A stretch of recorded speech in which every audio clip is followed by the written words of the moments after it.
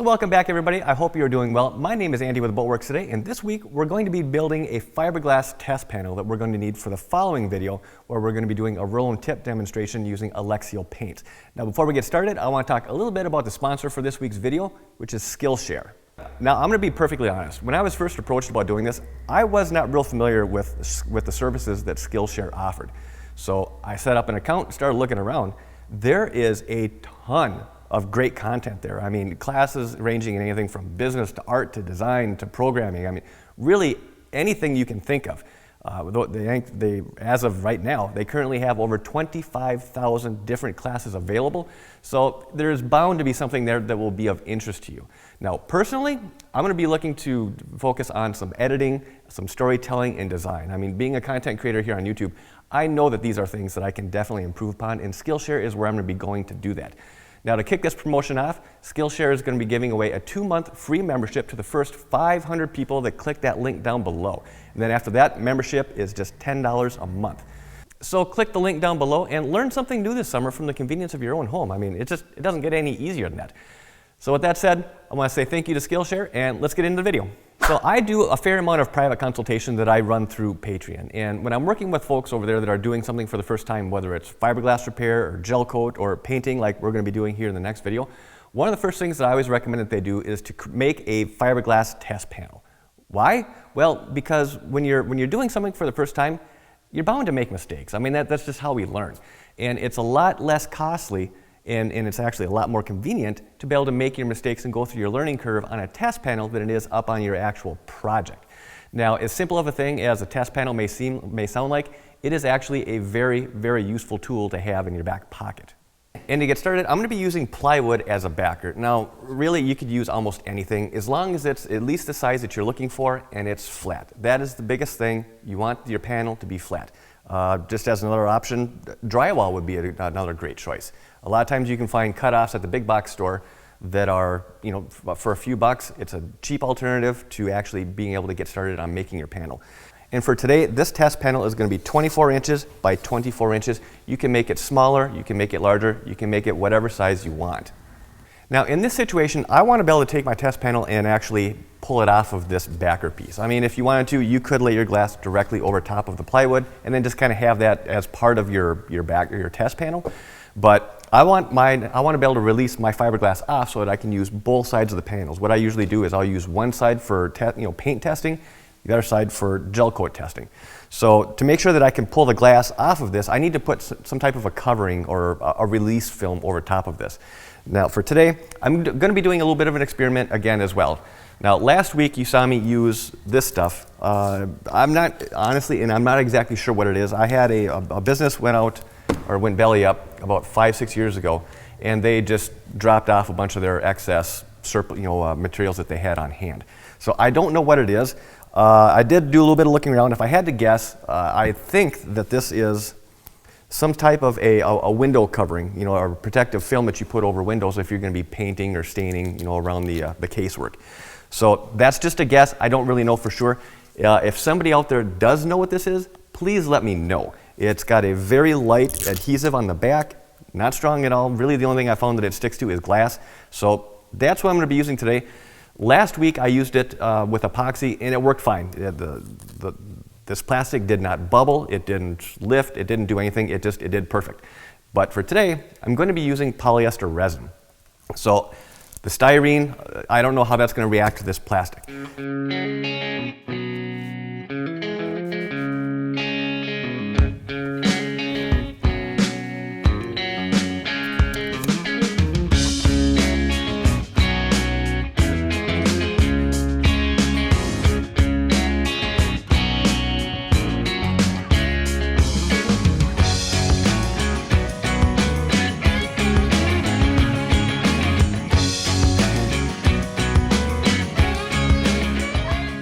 So now I'm about ready to start laying this glass down to make our panel here. Now because I want this panel to actually have 2 finished faces, there's a particular order that I'm going to be laying this glass. Now the difference between 1708 and chop strand, okay, this is kind of, again, you've always seen those are the 2 types of glass that I use most often.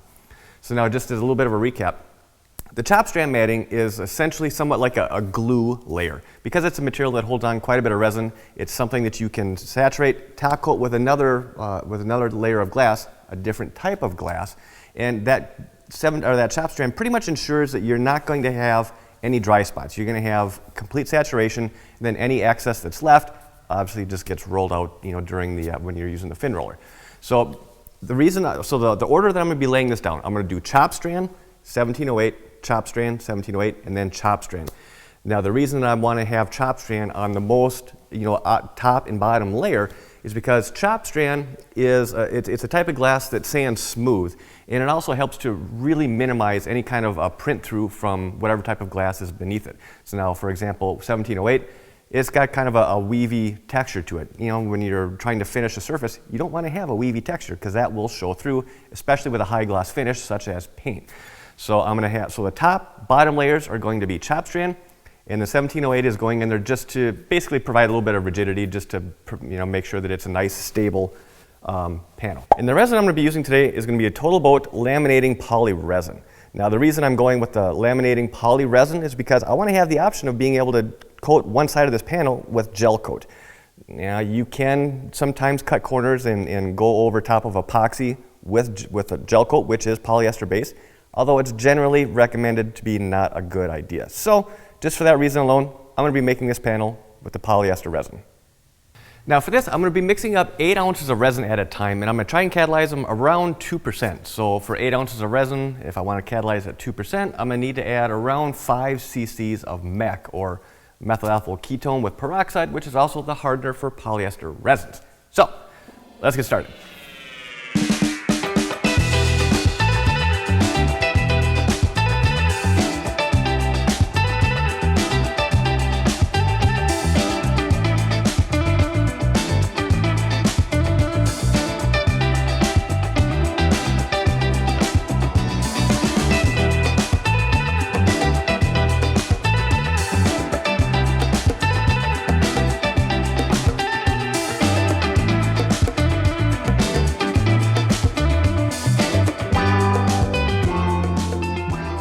So for the time being, I'm on hold with this because, resin's curing part thing. So I'm gonna walk away, come back in probably 4 or 5 hours, and then top coat this so that it will be fully cured for tomorrow. And we'll have to see how big of a train wreck this actually and is gonna actually turn out to be. So I will see you then. So it has been about 4 hours and we're good. Everything is set up, hard, ready to go. Now I'm gonna be top coating this with gel coat, like I always do, but I got something new this time. With wax. I got a barbecue call in my name, and I don't want to have to come back here in a couple hours and put PVA on. So I'm gonna do a little bit of a cheat, and I'm gonna use gel coat that actually has wax in it, because why not? Now I did already shake up this can because the wax separates from the gel coat, so you need to shake up your can before you pour it out. So I did already do that. Let me get a paper towel ready because I know I'm going to need that. And I'm going to do probably, I'm going to do 6 ounces. I think that'll be enough.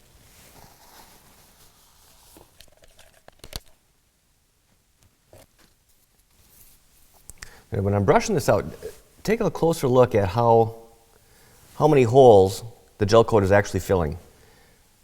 Using the gel coat, I know it seems a little bit like a waste, but it does save a lot of time when you get to the fairing portion of a project. So good morning. It is the following day. It's Mother's Day, so happy belated Mother's Day by the time you're seeing this at least.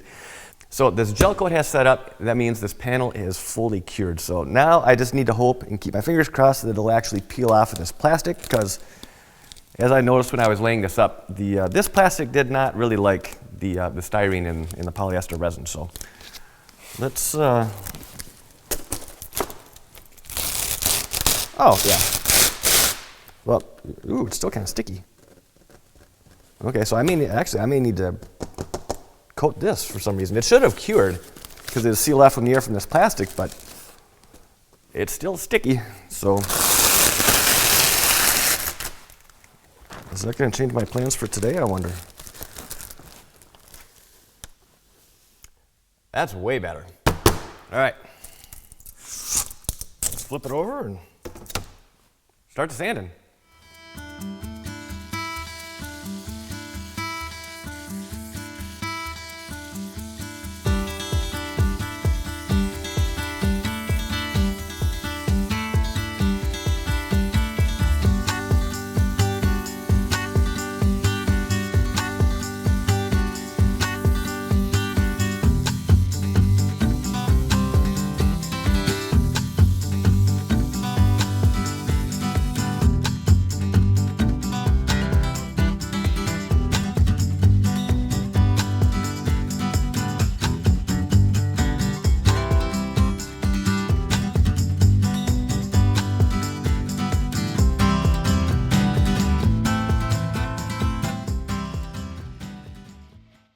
So I got the majority of the high spots knocked down using the Festool. I think it's the RAS 115, and that's basically like a sander on steroids. This thing is awesome.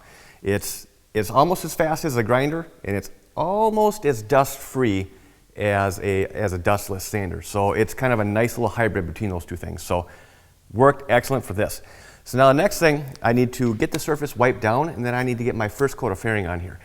So it's about noon now, and I'm gonna get the first coat laid up here, and then I'm gonna come back in about 4 more hours and do a fingernail test. So basically what I'm gonna do is if I can still make a dent in the surface of the first coat of fairing with my fingernail, then I can do what's called hot coating, which means I'm just gonna mix up another batch of fairing, trowel that over again. So the reason I'm doing that is because, again, like I said, I'm running out of time for this week. So I want to be able to come in tomorrow and just do 1 round of sanding and be done, and then be able to step into getting everything ready for priming and painting.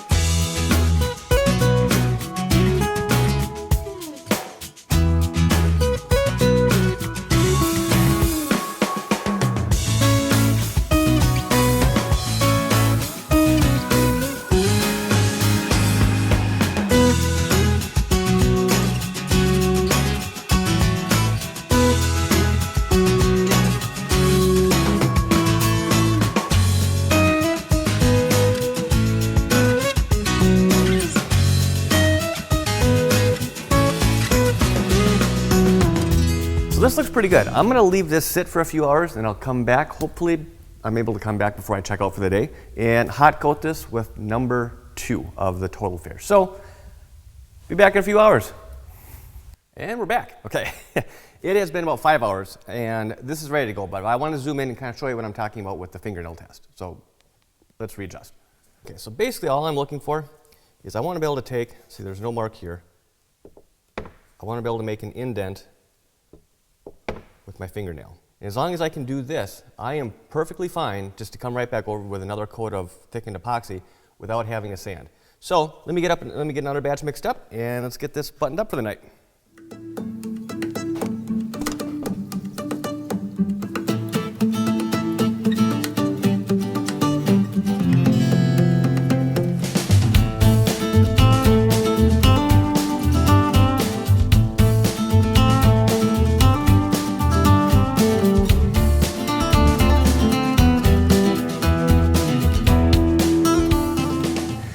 Good morning. It is the following day, so it's time to get this thing sanded flat. Now to be doing that, I'm going to be using the Flexi Sander, the electric version of it. Just real quick while we're on this topic here, I always get 2 questions when it comes to this sander. The first one being, is it worth it? Because it is, you know, kind of a price. Put it this way, it's an investment. It's not like something you're going to run down and buy on a whim. At least, you know, most of us aren't. So, you know, the question, is it worth it? And for me, the answer is absolutely yes. Strictly because my shoulders are not what they used to be, all right? So 15, 20 years ago when I wasn't having any issues with these things, yeah, I could drive a longboard all day long. But now, if I were to drive a longboard for 1 day, I would be wrecked for 2 weeks. So is this worth it? For me, yes, absolutely 100%. Now, they also make a pneumatic or air-powered version of this sander. And basically the reason I prefer the electric one over the pneumatic one is, well, mainly because I don't even have a compressor that's large enough to run the thing. So that's kind of a big issue for me right there. The other one is portability. You know, the electric one, I can take this with I do have to run it off of a converter because it is wired for 220. But I can pack that up and I can take it somewhere off-site. You know, if I needed to go work in a marina or wherever, I have that option to do that. So for me, I personally prefer the electric version. But if you're in I guess a commercial area where you've got a big compressor, you know, absolutely. I mean, it'll work perfectly fine. So that said, let me grab my mask and let's get this thing knocked down.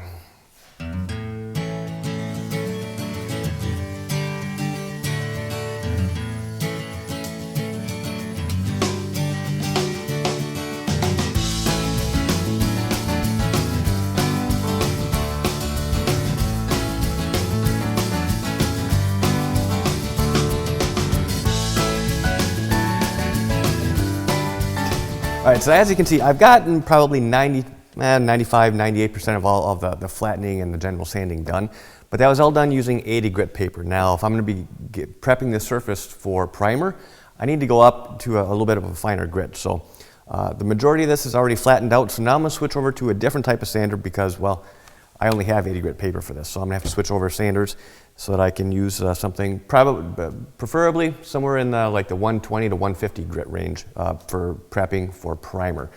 So now I've switched sanders, and for the first time I'm going to be using the Festool Rotex 150 with some 120 grit. Now I've not used this sander before. I just got this. Festool did not, just for full transparency, Festool did not give this to me. They are letting me borrow it, and then eventually I'll have to send it back. But for right now, I get to test it and play around with it. So they evidently they saw one of my videos where I was complaining about my fine with the hose popping off, and so anyways, one thing led to another. So I said, hey, you know, we'll let you play around with our tools for a little bit, and then, you know, see what you think. So this is gonna be the first time using it. Again, using 120, and yeah, I'm gonna be really curious to see how this compares to to my fine, or you know, the sander that I've used for the last 12, 15 years. So let me get my mask on, fire this up, and see how it goes.